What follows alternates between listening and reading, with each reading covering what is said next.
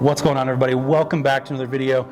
Today we are doing a new product review. Yes, new. So a little bit of a product review slash kind of comparison, but the item we're really looking at is the new Wilson D7 forged iron. Not specced out to us at all. No, not at all. We got this, so we just, 1611, we just got our account with them, so we want to check it out. We had a couple members that asked about it, so we got it set up. Our rep just came in today and dropped this off, and it has a KBS Money Taper Light 95 stiff in it, which is definitely not what either one of us Just in comparison, used to Aaron's play. 7 iron. So the clubs we're going to compare it against is Aaron is currently playing the Homna TR20V iron with Tour Issue S4. the Dynamic Gold Tour Issue Dynamic S4. Gold Tour Issue. And then I am playing still, which I'm probably going to be switching to those pretty soon because yours feels really good, is the P7 TaylorMade P790s Standard Loft with the Project X 6.5s in it. Perfect. Yeah, Yeah. so- One thing that we do know, like on the spec chart, is this is a 30 degree of loft 7 iron. Traditionally, call it 34 degrees, so a little bit stronger loft. It's going to be a little stronger than mine. Mine is 35. Mine's 33, so we got them all covered. I mean, sorry, not 35. 33. Okay. Is what mine is. Yeah. So We don't have that's- them all covered. We have that's a what few we- covered. That's what we got going on there. So we should see this go a little further, but we're really I would say maybe, but that shaft's probably going to be the counteracts equalizer. it. Yeah. So, I mean, our spins are going to be through the roof. If I'm below 10,000 with that shaft, I'll be really impressed. And I say that kind of joking and not really at the same time, because Yeah. traditionally in an iron, I always go with the rule of if you're hitting a 7 iron, you want your spin to be around 7,000, give or take. Yeah. And so, obviously, this is probably realistically somewhere around 9, because it's going to spin quite a bit more. It's already mid-launching, which ours are neither. Ours are very low-launching iron shafts. Yeah. So So let's check it out. Yeah, let's throw it up. We're gonna- D7 forged. we're going to do it the same way we always do it. We'll actually just hit all of them. We'll just do a little 3-5 swing each, and See what we got? yeah, Cool. we'll just start doing that. Because that way we get some baselines. All right. So this is me. Honma Hi, me. TR20V. This is their forge. This isn't their blade. This is their one step up Yeah, from. this is going to be the most traditional Muscleback. gamer Yeah. club that we've got in the bag.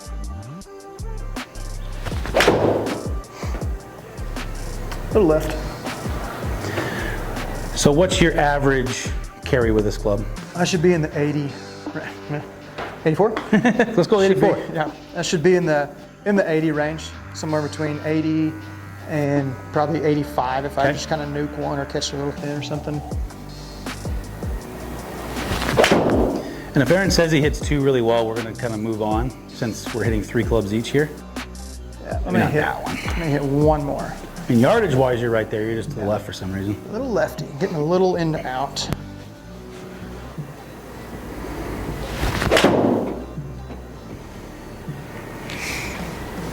Yep, Not bad though.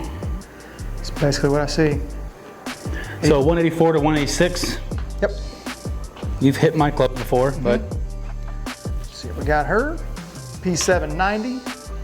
really the only reason why we're going through each other's bags all the way, so we're gonna hit all 3 irons, is for direct comparison. So you kind of get an idea performance-wise for both of us what the big difference is here. So you're gonna notice this is gonna be about the same spot.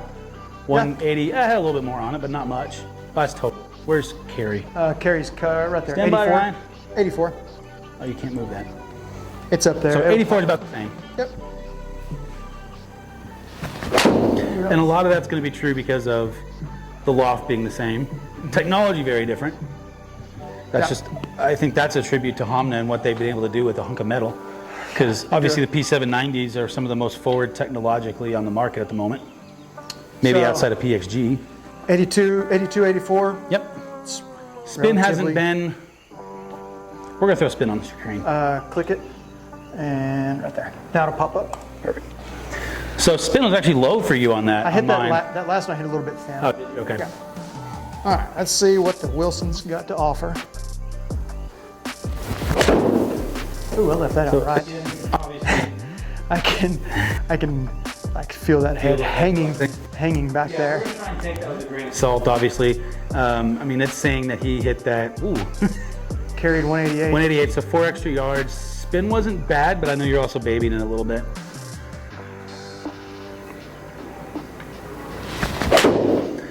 So how's that look, Aaron, with the dress and I mean, it looks good. It's a little bit thicker a little thicker top line. all there? If Nothing wrong with that. pretty good one. Aaron's switching again. Yep, looks like D7s are in. Sorry, Robbie. See ya. A little bit thicker on the top line, but it's also they do have, which we saw today, that new staff iron. it's a true muscle back. I'm calling it the return of the diamonds. Yeah, awesome. Because if you know the old school Wilsons, they have at the end of the grooves, they have little diamonds on it for like the old clubs back in the 70s and 80s. So they brought those back. It's pretty cool. The first set of clubs I ever played were the old Wilson Ultra Blades that had those diamonds on it. Very first ones ever. They were my dad's for God knows how long. And he goes, "You want to be better at golf?" And I said, "Well, I'm starting for the first time ever." And he hands me those. Learn how to hit this. I tell you what, you forget what your hands feel like after hitting those for about an hour and a half on the driving range, and you have no idea what you're doing. Especially if it's cold outside. Oh God! I mean, like I get my elbows are starting to hurt again. Just rattles all the way up. While I'm hitting a few real quick, who really is the D7 for? So I say that the D7 and D7 forged. yes, So there's two versions of it. Yeah, they call it. I think it's D7 steel and D7 forged. I believe from what Matt, the rep, was saying, that the D7 steel is kind of on its way out. They're in that product cycle. The D7 forged is staying in. And oh boy, I was listening to you. So that is your kind of the same thing. If you watched the long iron review where Ryan was talking about the P790 is meant for that, you know, kind of 0 to 20 handicapper, depending on what it is. That is kind of the spot that you're seeing with that D7. It can be anywhere from a scratch golfer to a mid handicapper. They have a true game improvement that just looks like a full set of hybrids. What you looking for? Carry if it's still up there somewhere. 180. Oh, there it is, top right. So I'm actually hitting your Homner right now. Full disclaimer, I have not hit one that I liked. The last shaft. two were a little wristy. Well, and that shaft's a little softer too. It is, yeah. I'm used to something a little bit flighted for starters. Probably more of an X1. Yeah, so that's probably a little more traditional for me, about 188 carry on a 7. Now back to something that's meant for me. The one thing that Aaron and I have going for when we switch clubs out is we're both a degree or two flat. Yeah, we're relatively. Which, you start messing with lies, that's the first thing that my ball striking tanks. Yeah. Well, in this, we did not. This is a fitting head that's on this, and right now it's set to standard. So hope it's on there, right? Actually, could have dropped it to 2 flat. Yeah, could have. But see, immediately I put mine in there, and yeah, straighten it up. And that is telling you how important a fitting actually is. Yes. I mean, we have the same lies for the most part. I think we're both 2. Are you 2 flat on your Homers or 1? 1. And I'm 2 in this, so that could be some of it. But right away, the shaft is such a big factor for me. Yep. Yeah, your spin dropped almost 1,000 RPM. Yep. Oh, that was chunky. We're gonna go with it though, because I know my numbers on this club. That's not bad for a big old miss. Nope. All right, let's go with the soft flex guy. D7. So I was carrying most of those about high 180s. Yeah, 88, 89. Mhm. Yep. So, I mean, when you get something like this, they're trying to play off of the maximum distance with maximum forgivability with a feel of a forged club. Yeah. So they're trying to hit a lot of different notes. And Yeah, you've got, just looking kind of at that little cheat sheet that I had for it, not knowing a whole bunch about it. Forged face, definitely. Back of it, it's got a weight that sits kind of low in the back. And they've got some chambers and pockets and holes and different things back there. Looks pretty good sitting down. You don't, it doesn't look not bad. Like you set it down and see a whole bunch of stuff. You know what it reminds me of, just kind of looking at it down, is if it was brushed nickel everywhere, the Callaway Apexes from 2 years ago or last year. Apexes or a Apex Titleist, Forge, sorry. like a Titleist AP, maybe like an AP2 or something. Which would be the TR, whatever the new version of the AP2 would. I don't know what that is. Whatever the, or it doesn't look bad. Feel is surprising. Most of the time, even in something that's forged but still has a lot going on in the back technology-wise, you lose a lot of that forged feel. This doesn't seem, it seems to be hanging in there with, maybe not the Homnes because that's a true forging, but definitely with the P790s. I'd put it on that same ballpark as maybe the AP2 line or whatever that is new with Titleist. And my yardage, about the same, 188. I got a big bounce. Here's a test. That was really low on the face. Little draw, but forgiving there. Spun okay. Yeah, considering that was a big, when I say low on the face, it was last couple of grooves. 6700. I'm gonna do one more. Hi, BJ. BJ's gonna be in a minute.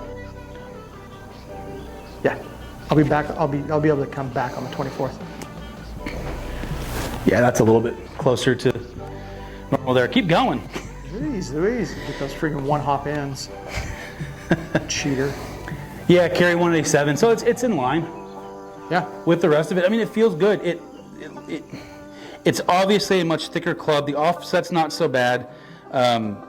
It's hard to tell offset sometimes, Especially with the fitting head. with the fitting head, because what we're talking about is You got this piece right here, this hosel piece, is Basically like a super driver. thick. Yeah, it's like a driver is what you've done. It's- If you haven't seen a fitting head before, screw it off just like you would a driver where you got an adjustable neck and stuff on it, and then you can change it to flat, to upright, for left-handed, for right-handed, all that kind of stuff. Yep. But it does make seeing any offset a little harder sometimes. Yeah. Great for fitting purposes, but it's not exactly what the club will look like. It will come in with a slightly skinnier hosel and a way skinnier. Yeah, ferrule on it. Sorry. You know what Words you're are saying. hard. Yeah, talking difficult. Much skinnier ferrule as well as a hosel to the end of the neck. So you'll see a little bit more offset there, but it's not bad. I'm noticing I'm catching him inside my heel a little bit more. Little healer. Well, those are standard too, not flat. That's true. There you go. Look at that. Knowledge. Knowledge. Overall, it's a decent club. I think Wilson's fighting that stigma because they've had so much change here as of lately, and I say lately, the last 20 years, maybe a little less than that, but they're trying to kind of claw their way back up into the... Get more of a player. Yeah, I kind of say the primary game. And what I mean by that is you have your primary players. That's going to be your TaylorMades, your Pings, your Titleist, Callaway. And everybody, that's such a hard market to break into, of those upper echelon of golf companies. they've got Honda's names. dealing with it. Wilson's been there, and they're trying to claw back into it. PXG's starting to kind of be considered in that range now. They're just so expensive. They're kind of they're in their own little category over there themselves. Yeah, and they, talking with the rep, what they were talking about, they've got a new driver coming out at some point that they're testing, they're working on, and it's going to be a player's driver, a tour caliber driver. If you've watched anything on tour, Gary Woodland is like their big dog.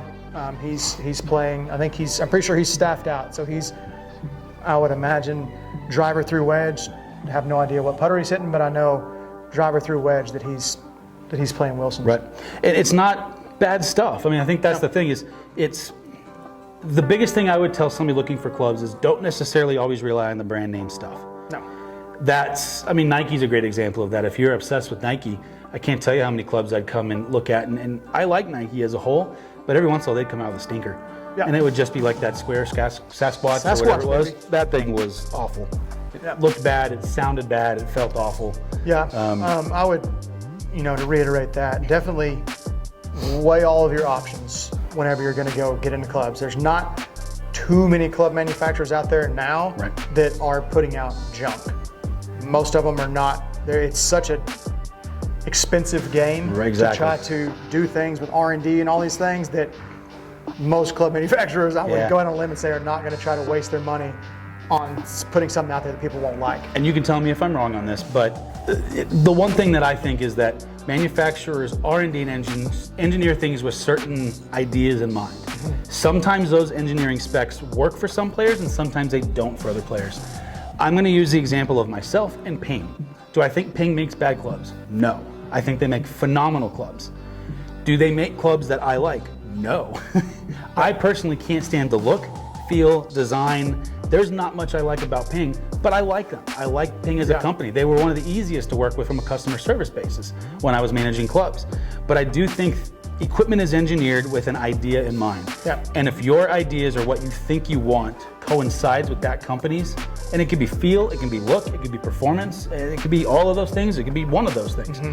If those things line up correctly, then you're gonna have a natural tendency to fluctuate towards that club. I like that club. Like if I blanked out clubs and it was just smooth, and I handed you 3 sets of clubs, you traditionally have been more of a Mizuno, Srixon, kind of that type of a golf club guy. You'd probably be able to pick out, if I gave you a Srixon, a Callaway, and a Wilson, you'd probably actually be able to pick out at least one you didn't like, or potentially one you do like, which is gonna be most likely that type of club. right. Yeah, And so going off of look and everything. when shopping for a club, the number one thing I tell people is get what's best for you. Yes. It's not about what looks right. It's not about what you think everybody else is playing. Yeah. It's great that they spend all this money on tour players to play this stuff, They but spend a lot of money on marketing. let's be honest, that's a marketing. They are billboards. Yeah. I am also a billboard, and a large one at that, so please feel free to sponsor. You get more for your bang over here than over here. I'll just put it bigger right here. But don't worry about the name. Pick what is best for you. And this club is really, in my opinion, is meant for that guy that is used to more of a traditional forged feel, that's handicap is maybe either crept up a little bit, Doesn't or play as much. yeah, or is on the high side, he's starting to come down, and maybe he's in that 14, 13 range now, and he's looking to take that next step from more of a game improvement iron down. This would be a great hopscotch to, because after this, it gets harder to hit. Yeah. Yeah. It starts to get a lot thinner and sweet spot. Well, and the all that. TR20s that you're playing from Hamna, any blade product. Yeah. Any of those MBs, definitely. Yep. So it feels good. And from a forged player, it feels like a forged club. That's the biggest thing that, Sounds good. It's not real clicky sounding or anything like that. or other noises that some manufacturers have. Yeah. There's some strange Yeah, noises there really out are. So. Well, hey guys, again, thank you all for watching. If there's anything, any comments, any questions, anything you'd like to see, we will get our hands on whatever we can manufacturer-wise. We are hoping to get a bunch of the new stuff coming out. It's coming. I know Cleveland, I know Mizuno, they got some new stuff coming out, so we will have our hands on that as soon as we can and get it out to y'all so y'all can see. Social medias, 1611 Sports. And Maverick Performance Golf. There you go. Thank you all for checking in, guys. See you later.